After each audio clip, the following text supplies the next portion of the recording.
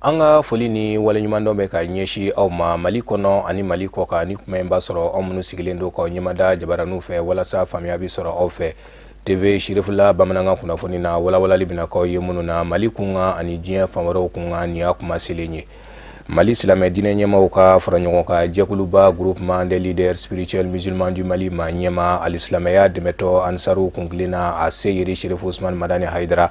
dɔgɔkun banyɔrɔw la a ye taama kɛ ka taa Segu marabolo naaninan na a n'a ka délégation walasa groupement ka bolofara mun bɛ yen ka taa bɛn n'olu ka baaraw nun donni ye kɛrɛnkɛrɛnnenya la u ka ɲɛmakura a kelen bɛ ka baara minnu boloda u ka ɲɛma gale ale fatulen kɔfɛ n'o ye Sheikh Munir Hayidara ye. Amadou Diallo, Fuseni Keta ani Mbuya Kulibali olu kɛrɛnkɛrɛnnenya Sherifu jabarani fɛ nin baara in kama nka bɛ walawala Musa Fɔnba fɛ.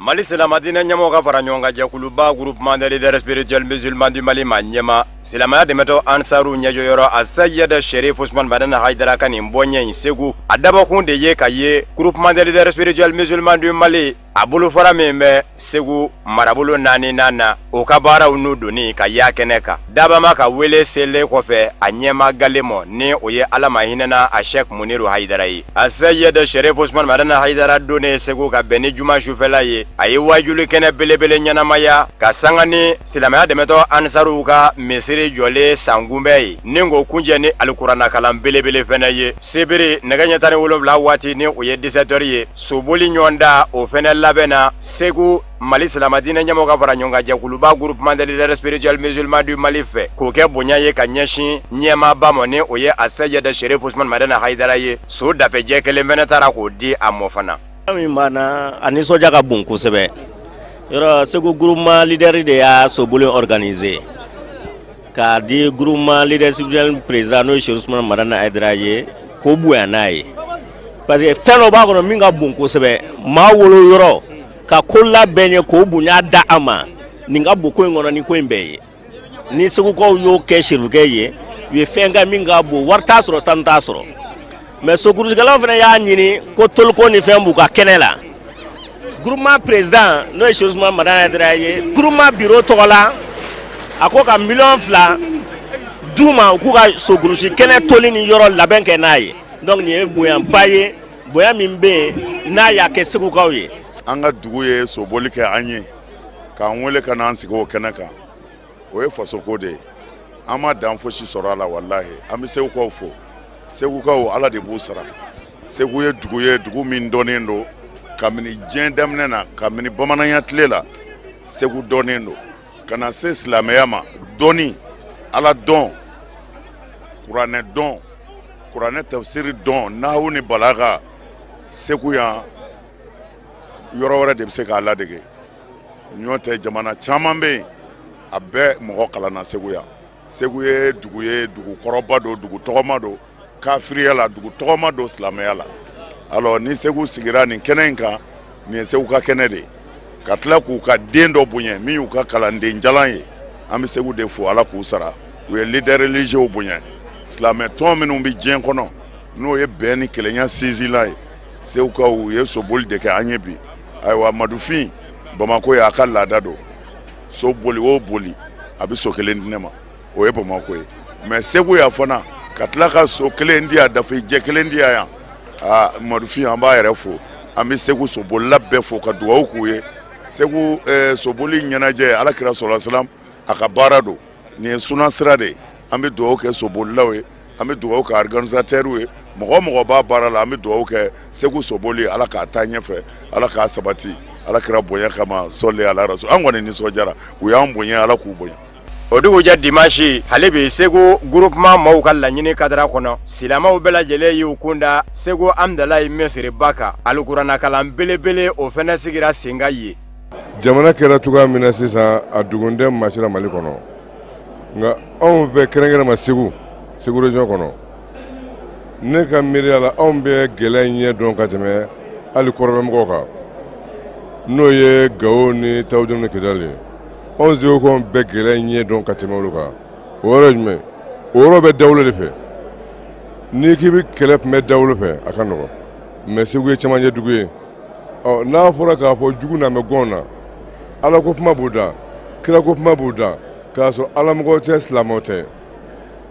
ni anw y'an sigi k'a to gouvernement ma k'a to sɔrɔdasiw ma ni fɛn min bɔra la an bɛ nɔ don anw k'o de la se dɔ bɛ an yɛrɛ ye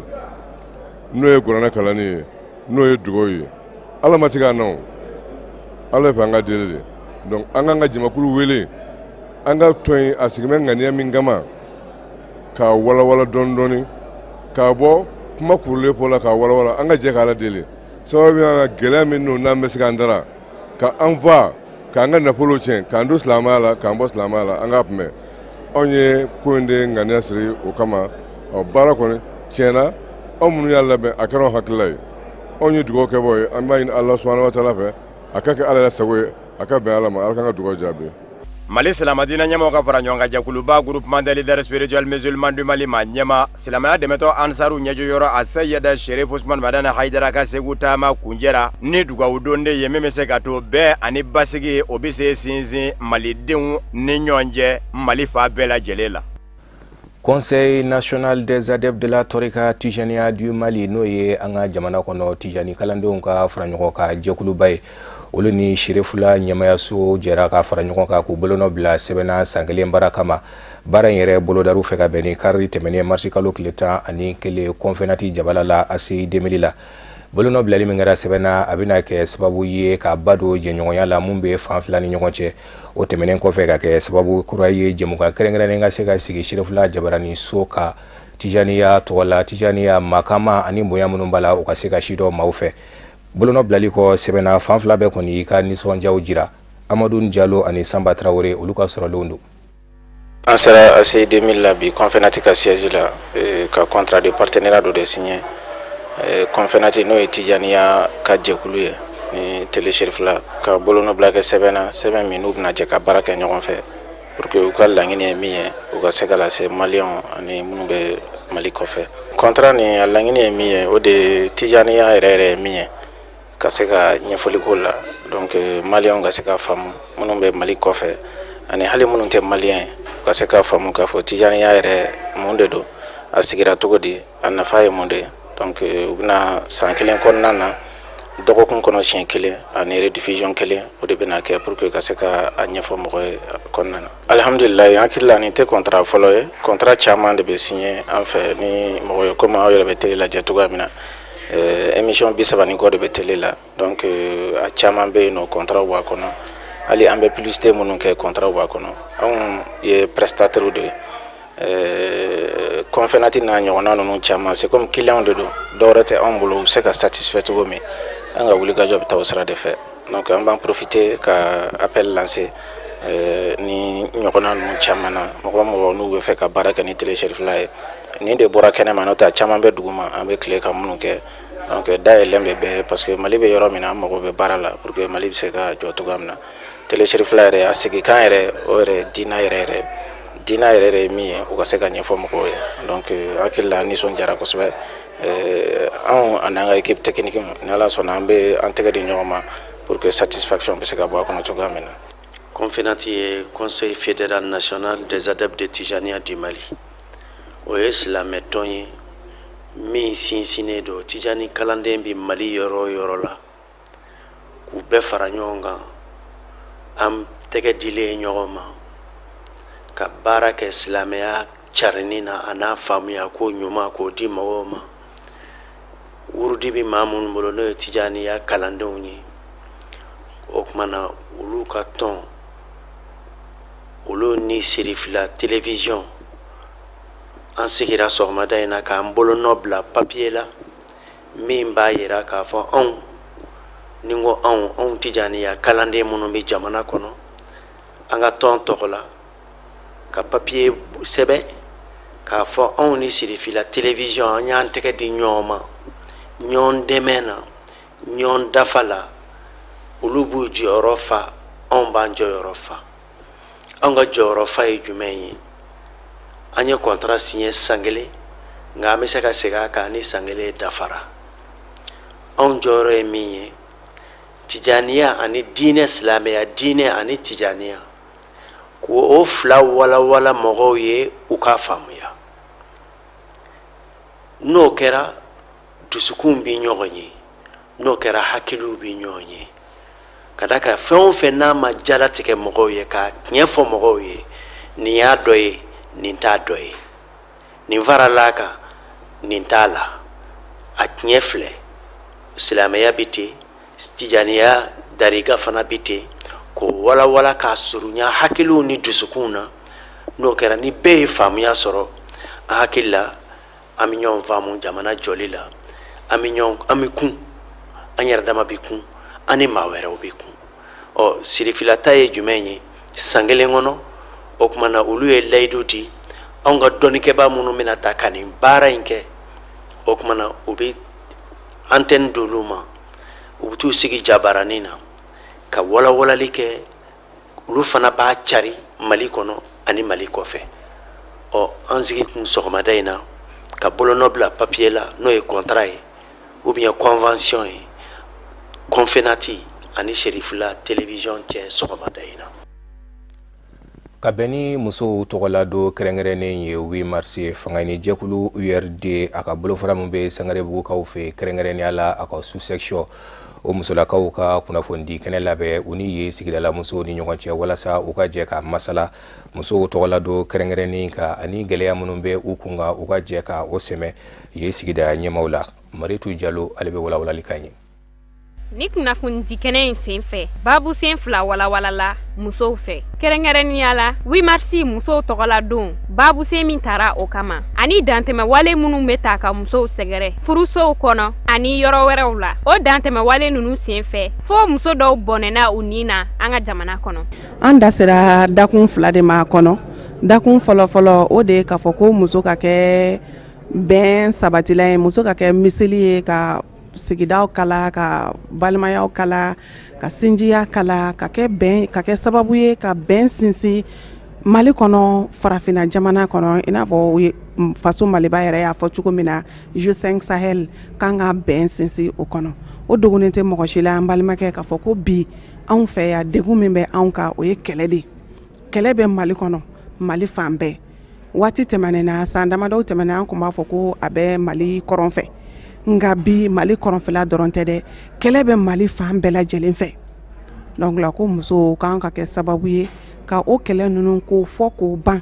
an ye barolasigi kɛ dakun filanan min fana kan o de ye k'a fɔ ko degun min bɛ ka se musow ma n'o ye violence faite aux femmes ye o degun ninnu yɔrɔ ka ca kabiri du kɔnɔ denmuso ni faso la kabiri faso la degun bɛ mun na an denbaw yɛrɛ fɔlɔ anw fɔlɔ de bɛ kɛ sababu ye ka musomaninw degun bawo an bɛ du kɔnɔ baara bɛɛ lajɛlen ta k'a da musomanin kun ka cɛmanin to yen kunnafoni kɛnɛ in senfɛ musow ye laɲini caman kɛ ka ɲɛsin u ka sigida ɲɛmɔgɔw ma olu ye layidu ta k'u b'u da ka miiri ni laɲini ninnu ye walasa an balakaw bɛ se ka fiɲɛ bɔda sɔrɔ cogo min na wa u y'an balakaw hakilina sigi k'a jira u la ko baara dɔw bɛ sen na n'olu kun bolodala conseil communal fɛ pour que wasa ka sɔrɔ nin fɔlen bɛɛ la fo commune ka kɛ jamakuluba kelen bon an b'o baara de la ka commune organiser bɛɛ k'i jɔyɔrɔ kɛ bɛɛ jɔyɔrɔ bɛ commune jɔli la n'an bɛɛ jɛla k'an fanga da fɛn kelen min kan o kolo bɛ kari Ala fɛ Ala b'o nɔgɔya laɲini fɛn fɛn kɛla n'an y'a k'an kunko ye an bɛɛ k'an fara ɲɔgɔn kan min bɛ se ka hakili ɲuman di o k'o di min bɛ se ka dɔrɔmɛ 10 bɔ o k'o 10 bɔ min yɛrɛ bɛ farikolo don a da fɛ o k'o don a da fɛ musow ka laɲini bɛɛ bɛ sabati jiko b'o la sirakow b'o la pont kan ka da donc o initiative ninnu population yɛrɛ ka organiser maire ka hukumu kɔnɔla la ka jɛ ka gɛlɛya dɔw kɛlɛ bɛɛ yɛrɛ k'i jɔyɔrɔ kɛ ka sɔrɔ an ma kɛ an k'an sigi ko fɔ Mali gouvernement mana wari bila ka na k'an ka compte la n'a y'a kɛ a ka ɲi a programme bɛ gouvernement bolo u b'a kɛ dɔɔni dɔɔni bɛɛ t'a sɔrɔ ɲɔgɔn fɛ mais décentralisation ko ka fanga segin so o ye mun de fɔ k'anw yɛrɛ k'an sigi k'an ka gɛlɛya sɛgɛsɛgɛ an ni ɲɔgɔn tɛ k'a fɛɛrɛ ɲini a la o dɔw la gouvernement yɛrɛ bɛ content o b'an dɛmɛ ɲani babu sen ninnu ka walawala kunnafoni caman dira an balakaw ma 8 mars yɛrɛ nacogo kan ni diɲɛselege naani tɔnba Nations Unies ale y'o sɛbɛntiya san 1977 k'a kɛ diɲɛ muso bɛɛ lajɛlen ka don kɛrɛnkɛrɛnnen ye fanga ɲini jɛkulu PRFM fasoko a musolaka minnu bɛ Jalakɔrɔji commune kɔnɔ olu fana ma to kɔ ni musow tɔgɔla do kɛrɛnkɛrɛnnen ɲɛnamayali ye o kama nisɔndiya kɛnɛ sigira o fɛ ka bɛn ni sibiri tɛmɛnen nisɔndiya kɛnɛ mun sen fɛ fanga ni jɛkulu kanunba ni a tɔnden minnu bɛ Jalakɔrɔji komini na olu kana far'u ka baara la o tɛmɛnen kɔ fanga ni jɛkulu ɲɛmaya so maaw fana taara fara an balakaw kan ka se ka u dɛmɛ u ka nin baara in na Kafunɛ Bacili Mohamed Traoré olu ka sɔrɔlenw don. Ni ɲɛnajɛ duman kɛnɛ sigili de sen kan Jalakɔrɔji komini ɲɔgɔn kunbɛ kɛnɛ sanfɛ fanga ɲini jɛkulu PRVM fasoko sous-section min bɛ Jalakɔrɔjikaw fɛ yen nɔ o musow ka 8 mars ɲaɲali kɛnɛw sigira sen kan kɛnɛ in daminɛna ni nabaga bɛɛ lajɛlen bisimilalikan ye PRVM fasoko sous-section min bɛ Jalakɔrɔji o secrétaire général fɛ fanga ɲini jɛkulu PRVM fasoko musolakaw ka ɲɛmaa muso ale kɛlen ka kɔrɔfɔta a ye sanbɛ foli lase diɲɛ musow bɛɛ lajɛlen ma ka labanna ka foli kɛrɛnkɛrɛn k'o ta k'o di Jalakɔrɔji musow ma. Musow farala ɲɔgɔn kan bi alhamdulillah an bɛ nisɔndiyalen don 8 mars ko de don musow yɛrɛ jɔyɔrɔ ye min ye 8 mars ko la an yɛrɛ fana komini kɔnɔ yan Jalakɔrɔji an fana y'a lajɛ an yɛrɛ fana bɛ se ka an yɛrɛ la nisɔndiya cogo min na ka da musow ka gɛlɛya caman fana ka ni 8 mars yɛrɛ kɛra a sababu ye k'a kɛ. O gɛlɛya ninnu fana n'o ka ca surtout ɲina thème yɛrɛ fana taara base fana muso yɛrɛ fana jɔyɔrɔ ka kɛlɛ banni ani ɲɔgɔn bɛn hukumu kɔnɔna la cogo min na o la an bɛ se k'a fɔ ja musow jɔyɔrɔ ka bon kosɛbɛ adamadenya taabolo la a n'a a ko caman tɔ o de kosɔn an yɛrɛ farala ɲɔgɔn kan yan bi ka 8 mars k'a préparer foli bɛ ɲɛsin Mali muso bɛɛ lajɛlen ma ne bolo ani diɲɛ lamini fan bɛɛ diɲɛ fantan ni lamini fan bɛɛ lajɛlen na ka fara Jalakɔrɔji muso yɛrɛ kan kɛrɛnkɛrɛnnenya na olu minnu sera ka bɔ ka caya ka an dɛmɛ 8 mars in kɛli la ɲɔgɔn fɛ pour que a bɛ se ka kɛ fɛti sankɔrɔtalenba ye an bɛɛ bolo cogo min na tan halisa an k'an cɛsiri n'an y'an cɛsiri an jɔyɔrɔ ye min ye n'Ala sɔnna ma a bɛ sabati comme président y'a loi voté wagati dɔ la ne ma fili en 2017 et 2015 disons muso jɔyɔrɔ bɛ se ka kɛ cogo min na jamana yɛrɛ kɔnɔna na n'o ye 30% ye donc an bɛ se k'a fɔ halisa ja jamana yɛrɛ hakili bɛ an na o la n bɛ welewelema da halisa muso an kana tigɛ an yɛrɛ la musoya tɛ gansan ye musoya fɛnba de don donc halisa an k'an cɛsiri. Fanga ɲini jɛkulu PRVM fasoko ɲɛmayaso min bɛ Jalakɔrɔji komini kɔnɔna na olu yɛrɛ sera ka kɛnɛ in lasɔrɔ u y'a kanu ka Jalakɔrɔji musow kɔkɔrɔma don walasa ka se ka musow tɔgɔladon kɛrɛnkɛrɛnnen ɲɛnamaya ni ɲɛnajɛ in musakaw bɛɛ lajɛlen labɛn tali ye. Voilà mun na kɛnɛ sigira komi diɲɛ yɛrɛ ye kɛnɛ labɛn k'a sigi bon anw ye parti politique de ye parti politique bɛ baara kɛ sigida mɔgɔw ka nafa kama ani jamana ka nafa kama o sababu kan muso minnu b'an bolo yan n'olu n'a bɛ ka jɛ ka baara kɛ a don kelen an y'a kɛrɛnkɛrɛn k'a fana kɛ ɲɛnajɛ k'a bɛn u ma musaka minnu bɛ bɔ a la parti yɛrɛ jɔra n'a ye walasa ka musaka bɛɛ bɔ musow fana bɛ se ka ɲɛnajɛ cogo min na an y'a kɛ ka da o de kan bon foli min bɛ n bolo ka ɲɛsin musow ma o de ye an b'u encourager u ka kɛlɛ la u bɛ kɛlɛ min na diɲɛ kɔnɔ an b'a dɔn diɲɛ ka hɛrɛ sɔrɔ sira don parce que ni muso tɛ yen foyi tɛ yen donc ni ko b'o degré la u bɛ kɔfɛ bila min na u bɛ ka kɛlɛ min kɛ walasa u ka taa ɲɛ anw yɛrɛ bɛ fara u kan k'u dɛmɛ walasa u ka se ka taa ɲɛ hakilila min b'an na o de don an b'o foli las'u ma u ka cɛsiri kɛ walasa u mago bɛ min na komi caman sɔrɔ la mais hali bi an b'a fɛ u ye 30% min sɔrɔ an b'a fɛ u ka 50% sɔrɔ nin bɛɛ kɔfɛ o de ka d'an ye an ka laɲini y'o ye bon welewelekan bɛ n bolo ka ɲɛsin o tɛ musow dama ye n b'o ɲɛsin autorité yɛrɛ bɛɛ ma o de ye u ka laɲini minnu bɛ yen an k'u dɛmɛ a ka se ka sɔrɔ ni caman sɔrɔ laɲini ninnu na an yɛrɛ fana mago bɛ yen nɔ o bɛ se ka sɔrɔ ni gɛlɛya ni dutigi kɛ ka muso min bɛ dutigi kɛ bolo n'o ka gɛlɛya nɔgɔyara i bɛna a bɛ caman da dutigi yɛrɛ ka gɛlɛya la lafiyaw bɛ na o kɔnɔ an bɛ ɲɛmɔgɔw de wele u k'u ka welelakaw jaabi walasa mɔgɔw bɛ na o ka se ka sɔrɔ. Zigiri Sorofe kɔnɔ Alpha Sanogo ale n'a ka folikɛlaw y'u bila u fila n'u dɛbɛ la ka kɛnɛ in sankɔrɔta kosɛbɛ sanni ka musow tɔgɔladon ɲɛnamayali kɛnɛ in kun cɛ miniti kelen taara k'o kɛ tasibila ye ka ɲɛsin Alama hinɛna Amidu Lahaw Ture ma ale min ni ale de kɛra fanga ɲini jɛkulu PRVM fasoko ɲɛma fɔlɔ ye. Tɔn min bɛ wele ko Layidu a ɲɛmayaso ye a kunda kiɲa kan n'o bɛ ɲɛna cercle la kilomɛtiri 100 ani Sikaso cɛ ka bɛn ni juma tɛmɛnen mars kalo tile 9 taama in kun tɛ dɔwɛrɛ ka se ka taa masala ni yenkaw ye ani ka jɛdi n'u ka birokura sigili ye o mun maa bɛ t'i jɔ maa 45 la Sajo Siribe ani Seydou Ɲare Sirifula Jabarani tɔgɔ la olu ka sɔrɔlenw don. yani kiyan cɛ association layidu jɔra kunna yenkaw bɔra k'a kunbɛn ni dunu ni bala ye o wulikajɔ kelen kɛra k'a kunbɛn u selen kiyan dugu kɔnɔ kiyan tagali bɛ don fɛn min kadara kɔnɔ o ye hakilina minnu bɛ association layidu la ka se ka bɔ ɲɔgɔn kalama o la ani biro kura min sigira kiyan commune kɔnɔ association layidu tɔgɔ la ni a biro bɛ taa mɔgɔ 45 la ka bɔ ɲɔgɔn kalama o fɛnɛ na kɛnɛ in sen fɛ association layidu ɲɛmɔgɔw ye hakili falen-falenw kɛ baarakɛlenw na kiyan commune dugu 15 kɔnɔ cɛsiriw minnu kɛra yen ani minnu ma se ka kɛ fo ka taa se minnu bolodalen don ma. ne kɔni nisɔndiyalen b'a dɔn bi ka da kan Sikaso mara la layidu a fɔlɔla Buguni na a bɛ Yanfɔli la a bɛ Kɔlɔnjɛba a bɛ Kucala bon bi an bɛ Kiɲa commune kɔnɔ yan bi an kun nana ka coordination sigi o kɔni a kɛra bonyaba ye mɔgɔ cayara commune village la village 15 de tun bɛ yan o bɛɛ mɔgɔ tun bɛ yan coordination sigira mɔgɔw fana dalen don a la parce que ka da kan layidu taabolo min b'a bolo a ka di mɔgɔw ye. an nana bi Sikaso region na ka se fo Kiɲa yan dɔwɛrɛ tɛ an limana minnu sigilen bɛ yan nɔ an ka na n'u ka ɲɔgɔn ye an ka ɲɔgɔn dɔn layidu ye fɛn min ye an ka se ka dɔ f'u ye min fɔr'u ye ka tɛmɛ nisɔndiya sɔrɔla an ni kamalen ye ɲɔgɔn dɔn an ma tɛmɛ kalo kelen kan n'o y'u ka point focal ye a bɔlen ni sisan cɛ a nana biro 14 sigi Kiɲa n'a lamini na o y'a nimisi wasa dɔw bɛ biro sigi papier dɔrɔn na mais an nana sɔrɔ papier dɔrɔn tɛ an nana sɔrɔ a jama yɛrɛ b'a bolo o dɔrɔn tɛ an tɛmɛna cɛkɔrɔbaw fɛ yɛrɛ y'a ye cɛkɔrɔbaw yɛrɛ y'a tanu ka wale ɲuman dɔn. an bɔra Bamako ka na Sikaso region kɔnɔ bi plus précisément Kiɲa commune kɔnɔ an nana ka na an ka association layidu lasigiden minnu bɛ yan ka na ka n'o labaro k'o kuma ɲɔgɔnya ka na bureau min kun sigilen b'o bolo yan ka na bureau in valider donc o de y'an nakun ye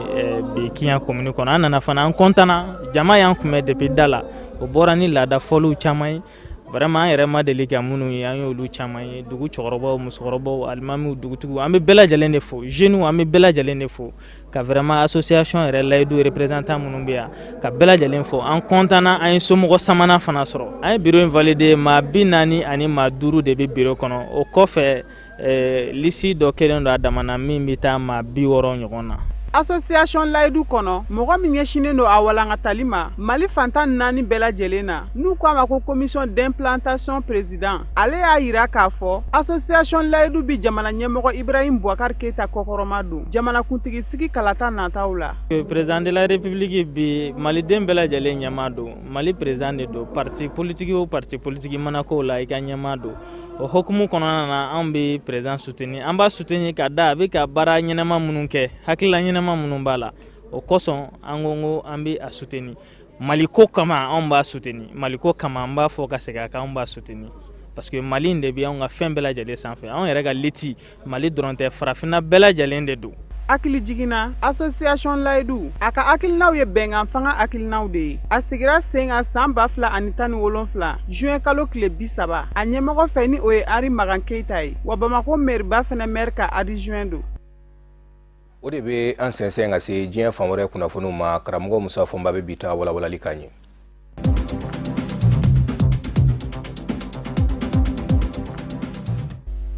Liberia jamana ɲamakura George Weah kan k'i ɲɛsin gwɛlɛya dɔw ma a kɛlen kɔfɛ jamana ɲɛmaa ye o ye ka yɛlɛma don Liberia yɛrɛ ye cogo la san 1990 siya wolomakɛlaw minnu kɛra sababu ye ka hadamadenya buruja o tɛmɛnen kɔfɛ Ebola bana fɛnɛ nana don Liberia jamana kɔnɔ. Liberia jamana a bɛ se ka ye cogo ɲuman na a ka jamana ɲɛmaya baara fanbaw bɛ bɛn o de ma nka yan n'o bɛɛ lajɛlen cɛ nafoloko gwɛlɛya fɛnɛ bɛɛ bawo Liberia jamana ɲamakura George Weah nani sigi jamana kunna k'a sɔrɔ wagande langoloyalen don a mago bɛ euro wari miliyɔn 60 ani miliyɔn 1 de la kalo 7 kɔnɔ ka se ka baara kɛ ni o ye. A ka Faransi taama senfɛ ani Faransikaw ka jamana ɲɛma Emmanuel Macron u sera ka tɛgɛnɔbila kɛ bɛnkan sɛbɛn dɔw la u tɛmɛnen kɔfɛ Faransi jamana kɔnɔ kɛnyɛrɛye cakɛdabaw minnu bɛ yen olu ka jɛkulu MEDEF ani OMA ɲɛmaw fɛnɛ ye kuma ɲɔgɔnyaw kɛ min bɛ se k'a to u bɛ n'a ka jamana kɔnɔ k'u ka nafolo labaara bɛɛ lajɛlen bɛ se ka bɔ a tɔnɔ numan lamɔ cogo min. Emmanuel Macron ye layidu ta Liberia jamana ɲamakura George Weah ye k'a fɔ Faransi jamana bi Liberia jamana dɛmɛ kɛrɛnkɛrɛnnen ɲɛna euro wari miliyɔn da o yɔrɔ bɛɛ Faransi jamana y'o layidu ta Liberia ye ka laban k'a jira la k'a fɔ Faransikaw ka dɛmɛni kɛ jɛkulu min bɛ wele ko Agence Française de Développement AFD o ka jamana dɛmɛtaw la ko Liberia bɛ kɛ kun fɔlɔ ye. Liberia jamana ɲamakura George Weah ani diɲɛseleke naani warisoba filaw Fonds monétaire international FMI ani Banque mondiale u ye kuma ɲɔgɔnyaw kɛ min bɛ se k'a to olu bɛ se ka a dɛmɛ ni nafolo ye. Nka dɔw fana kɛn bɛ k'a jira k'a fɔ jamana ɲɛma gwɛlɛya min bɛ a ka kalo 3 in kɔnɔ forobacakɛbaw fonctionnaires olu bɛ se ka sara cogo min o nafolo yɛrɛ de kɛn tɛ ka labɔli kɛ Wagande kɔnɔ. O tɛmɛnen kɔfɛ ale yɛrɛ ye minisiriw minnu sigi a ka gouvernement kura a minisiriw bɛ t'i jɔ maa 80 ani maa 7 la dɔw y'a yira k'a fɔ o fana ye dantɛmɛ ye.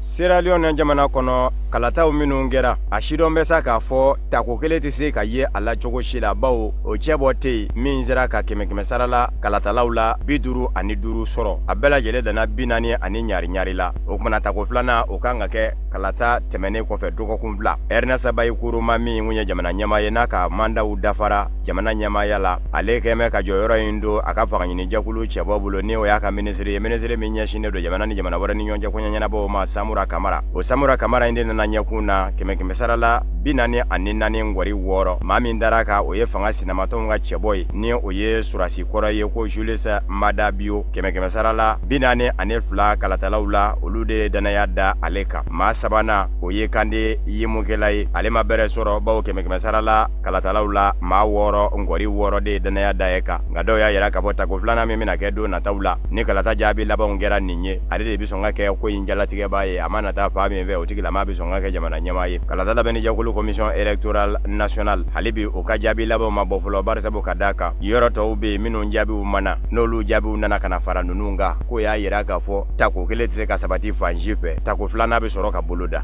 ni yɔrɔ tɔw jaabiw fana nana fara ninnu kan ka maa dɔ ta caya ni 50 ye fo ka taa se 55 ma 100 sara la o b'a jira k'a fɔ tako filanan fana tɛ ye a la.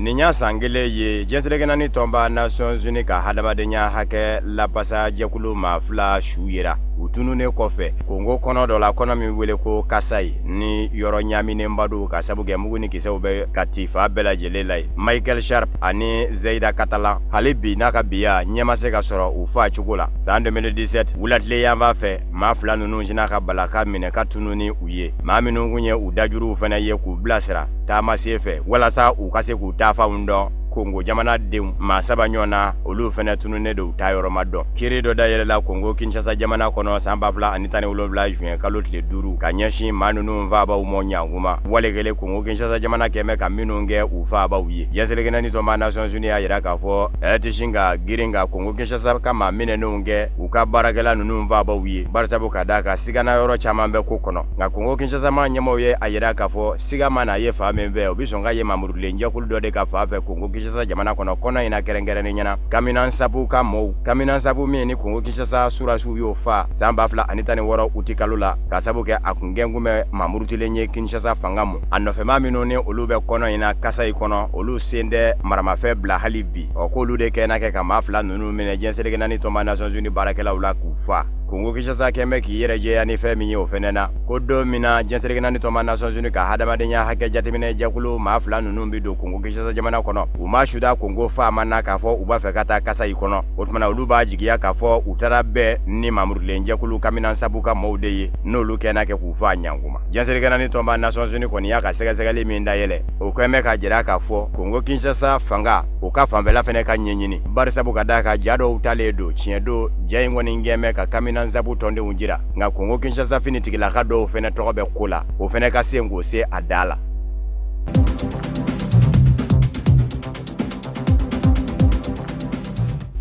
Burundi jamana nyama Pierre Nkurunziza jateminɛ bɛ bi a ka fanga ɲini jakulu CNDD FDD fɛ k'a fɔ a bɛ bonya ni jamana kuntigiya yɛrɛ ye Burundi jamana kɔnɔ k'a kɛ ɲɛmaw la ɲɛma ye wa badada hadada fana u k'a ma ko guide suprême éternel jumado ka taa se sibiri ma u farala ɲɔgɔn kan Burundi gɛɲaka yanfan fɛ min senfɛ u y'a jira k'a fɔ jamana ɲɛma Pierre Nkurunziza a bɛ kɛ u bɛɛ lajɛlen kɔrɔ ye Burundi jamana kɔnɔ a bɛ kɛ bɛɛ fa ye a bɛ kɛ bɛɛ ladiba ni bɛɛ bilasiraba ye wa maa si tɛ yen min bɛ se k'i sanga ni a ye k'i b'a ni sanjɛ o kɔrɔfɔ in lasera Burundi jamana ɲɛma Pierre Nkurunziza ka fanga ɲini jakulu CNDD FDD a secrétaire général Evariste Ndayishimiye fɛ a ma ladɔnniya k'a fɔ kɔsada in na Pierre Nkurunziza a ye yɛlɛma don jamana sariya sunba la min bɛ se ka to a bɛ se k'i kanbɔ ka manda wɛrɛ ɲini o ye manda 4 n'a ye san 2020 ni o dafara a bɛ se k'i kanbɔ ka san 7 wɛrɛ kɛ kokura o bɛɛ lajɛlen dagan bɛ a ye jamana sariya sunba kura fɛ Burundi jamana yɛrɛ ka ɲami a sɔrɔla san 2015 de tuma min na ni jamana ɲɛma Pierre Nkurunziza nana a jira k'a fɔ a b'i kanbɔ ka jamana ɲɛmaya ɲini kokura o y'a sɔrɔ a ye manda lakɛ ka ban a b'a ta jamana sariya sunba min kɛra sababu ye ka Burundi mankan da ni o ye bɛnkan dɔ tɛgɛnɔ bilalen ye u k'a ma ko accord d'Arusha Tanzanie duguba la surunani dɔ kɛra sababu ye ka siya woloma kɛlɛ ban ni bɛnkan sɛbɛn min ye o bɛnkan sɛbɛn kɔnɔ kuma kun kɛ kun bɛ k'a jira k'a fɔ manda da ye 2 ye san 5 sigiyɔrɔma 2 n'o banna o y'a nɔgɔyalen ye nka Pierre Nkurunziza labanna ka n'i can k'i jɔ ko Arusha bɛnkan ko ni jamana sariya sunba constitution tɛ kelen ye nka maa minnu ye sariya ɲɛdɔbanganaw ye olu y'a jira k'a fɔ Arusha bɛnkan ni o ye accord d'Arusha ye Burundi jamana sariya sunba n'u ta yɔrɔ yɛrɛ de ye Pierre Nkurunziza kɔni bilama CNDD FDD fanga ɲini jakulu y'a jira k'a fɔ bɛɛ fa don Burundi bɛɛ kɔrɔ don bɛɛ bilasiraba ni ladiba don wa maa tɛ se k'i sanga ni a ye fanga ɲini jakulu kɔnɔ.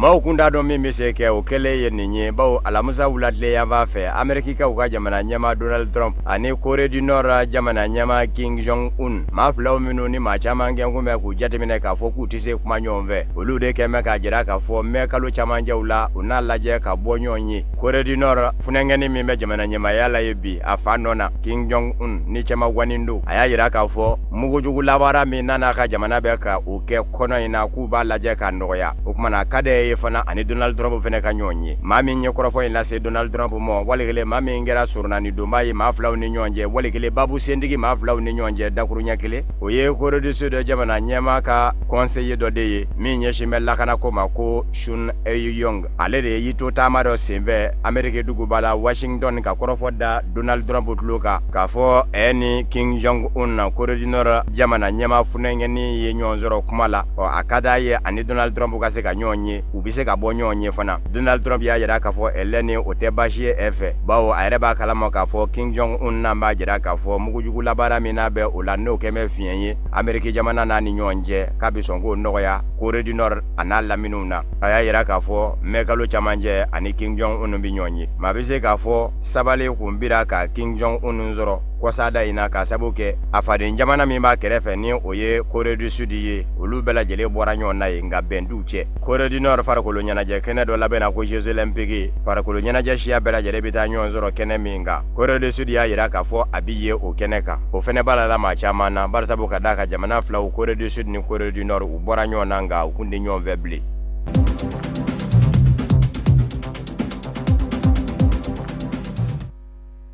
O de bɛ dansigi bi bamanankan kunnafoni sɔrɔlenw na mun labɛnna kunnafoni diso ɲɛmaya so fɛ ka kɛnɛ ni kunbɛn ye aw k'an bɛ laseli wɛrɛ